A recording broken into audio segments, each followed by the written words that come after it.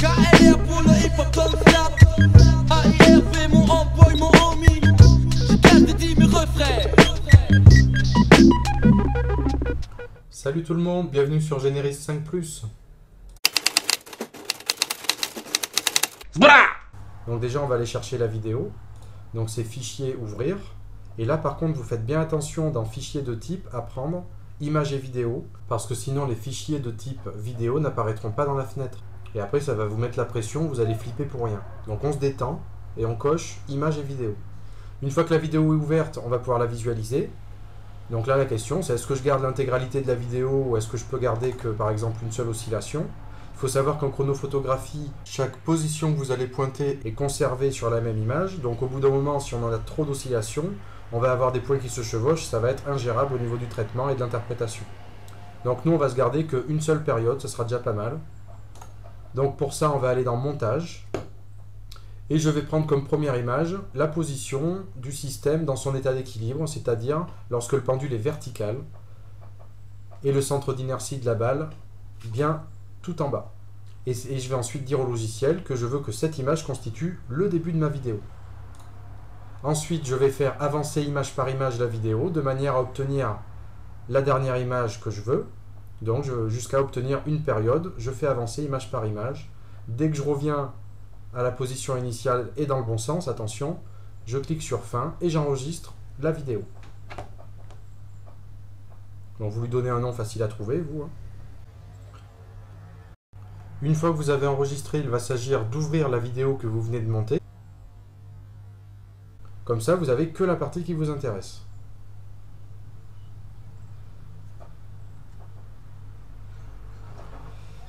Ensuite, vous vérifiez bien que vous êtes sur l'onglet Traitement manuel à gauche. Et on va pouvoir commencer. D'abord, il faut préparer convenablement l'étude. J'ai besoin de fixer une origine pour mes axes. Et je vais prendre la position du centre d'inertie sur la première image. En cochant cette case, je vais ensuite expliquer au logiciel que je veux que cette première image constitue mon origine des temps.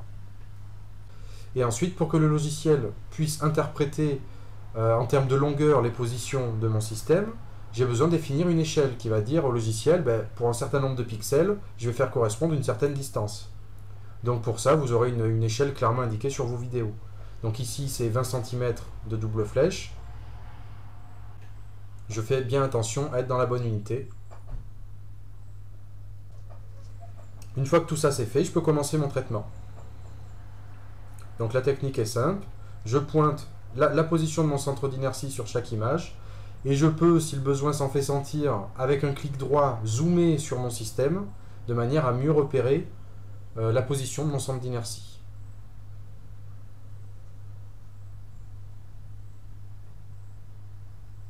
Alors évidemment, ce n'est pas la vitesse réelle. J'ai accéléré la vidéo, vous faites ça proprement.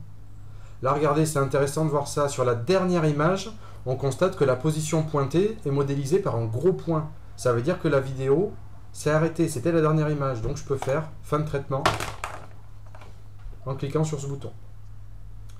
Ensuite, je vais aller dans le graphique pour regarder ce que le logiciel a réussi à faire. Et vous voyez qu'il a pointé la position X et Y en fonction du temps. Donc en cliquant ou décliquant sur ces petits onglets, je peux faire apparaître ou disparaître ce que je veux ou ce que je ne veux pas. Le logiciel a réussi à mesurer les positions X et Y en fonction du temps grâce à l'échelle établie précédemment. Je vais pouvoir calculer la vitesse selon l'axe X.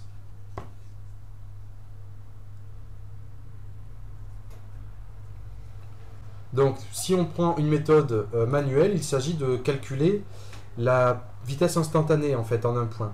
Donc pour ce faire, vous avez vu l'année dernière, même il y a 2 ans, que pour calculer une vitesse instantanée, c'était un delta x sur 2 delta t. Delta t étant l'intervalle de temps entre l'acquisition de chaque point. J'ai donc besoin, par exemple, si je veux la vitesse en position 2, de la position 3, la position d'après, et la position 1, la position d'avant. Je ne peux donc pas calculer la vitesse instantanée en position 1. Donc je pars bien de la position 2 pour les calculs. Et ensuite, la formule est simple. J'écris comme sur Excel égal. Faites bien attention de ne pas oublier les parenthèses, c'est une source d'erreur classique. Ensuite, il me suffit d'attraper le coin inférieur droit et d'étirer la formule jusqu'en bas. Donc ici, on peut voir qu'en position 28, la formule ne s'est pas appliquée et elle apparaît en rouge, tout simplement, parce que comme j'expliquais tout à l'heure, j'ai besoin de la position d'après et d'avant. Or, en position 28, je ne peux pas avoir la vitesse, parce que je n'ai pas la position 29. C'est donc normal d'avoir une couleur rouge. Alors, de la même manière, je vais faire le calcul de la vitesse selon l'axe Y. Alors, vous verrez dans une autre vidéo qu'il y a un autre moyen de faire ça, c'est d'utiliser la fonction dérivée du logiciel. On peut dériver la fonction x de t pour avoir la vitesse selon x, et on peut dériver la fonction y de t pour avoir la vitesse selon l'axe Y. C'est une méthode un peu plus rapide. Vous pouvez utiliser la méthode que vous voulez, à moins que ce soit imposé, évidemment.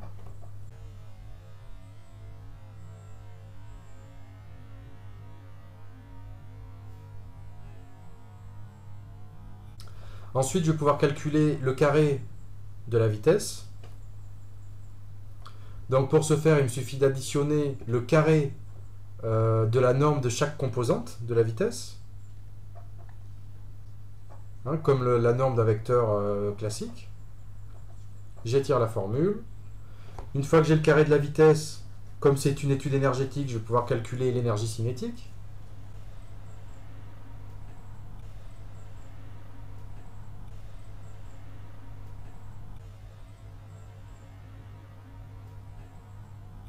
Donc la formule, c'est quoi? C'est 1/2 de mv carré, donc égale 1/2, 0,5, fois, alors attention, la masse en kilos, on avait une masse de 100 grammes, donc moi j'ai mis 0,1, fois le carré de la vitesse, donc ce que je viens de calculer, j'ai juste à cliquer sur la bonne cellule.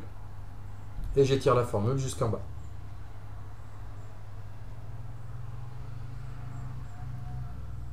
Toujours pour continuer mon étude énergétique, je vais calculer l'énergie potentielle de pesanteur.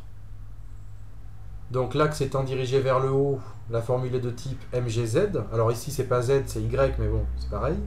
Donc attention, la masse toujours en kilos. Pour y, ben, j'ai juste à cliquer sur la case qui correspond à la position et d'étirer ma formule jusqu'en bas. Et une fois que j'ai mes deux énergies, je vais pouvoir calculer l'énergie totale, qu'on appelle énergie mécanique, qui est en fait la somme de l'énergie potentielle de pesanteur et de l'énergie cinétique.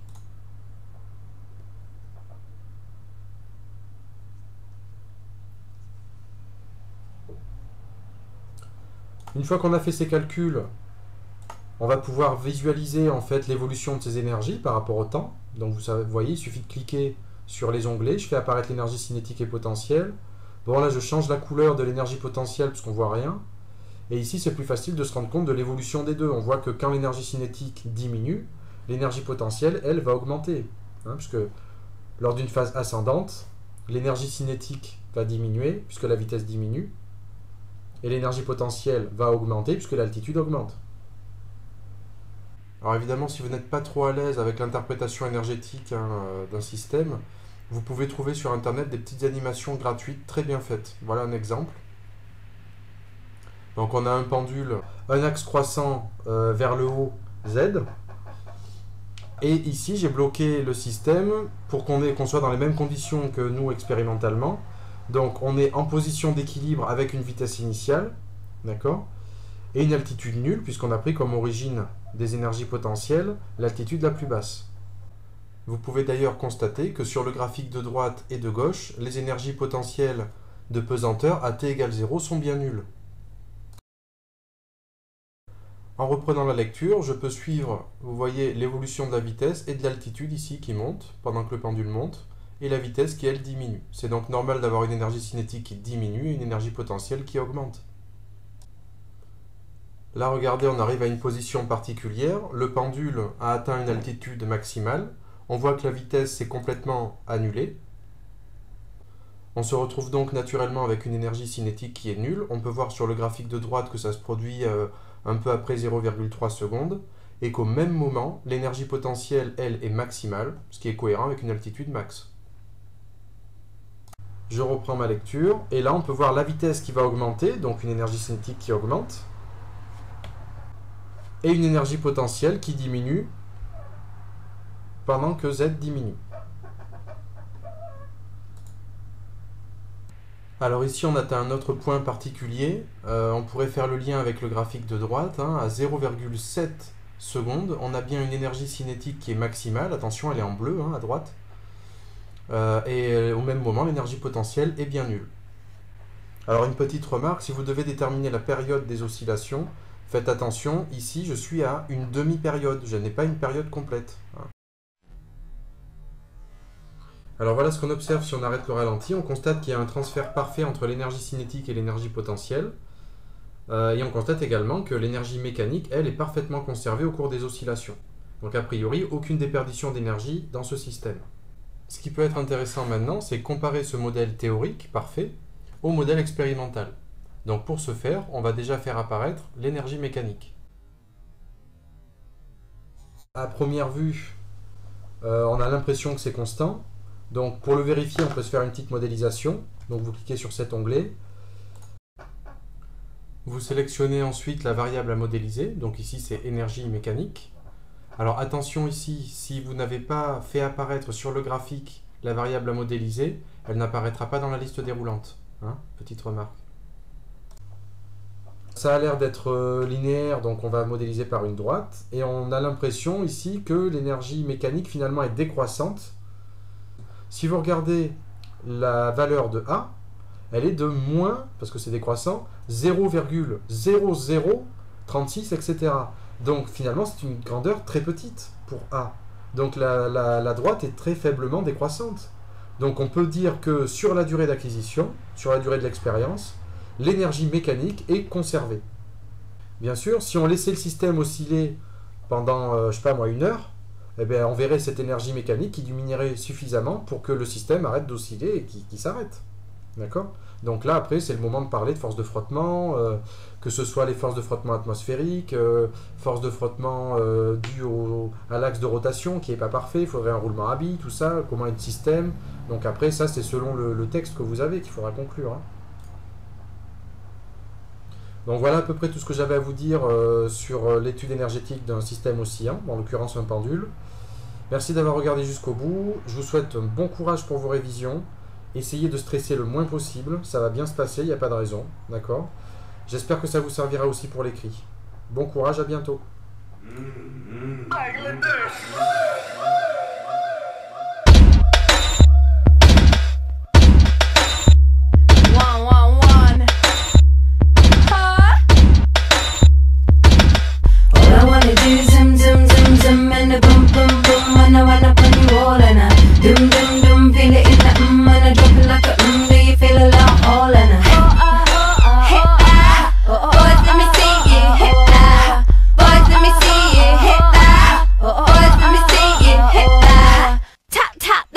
To the wall. Does this look good to you, mister? Will you stare like you just saw a film star? Hit bird and the average chicker. Does it make that heart go quicker? Hasta vista la gangster. Well, you always wanna hit that chocha. Take a break like Chappelle on my sofa. Shake a trailer hella better than FEMA. All I wanna do is zoom, zoom, zoom, zoom, and a boom, boom, boom, and I wanna... Punaise, qu'est-ce qu'on se marre en physique.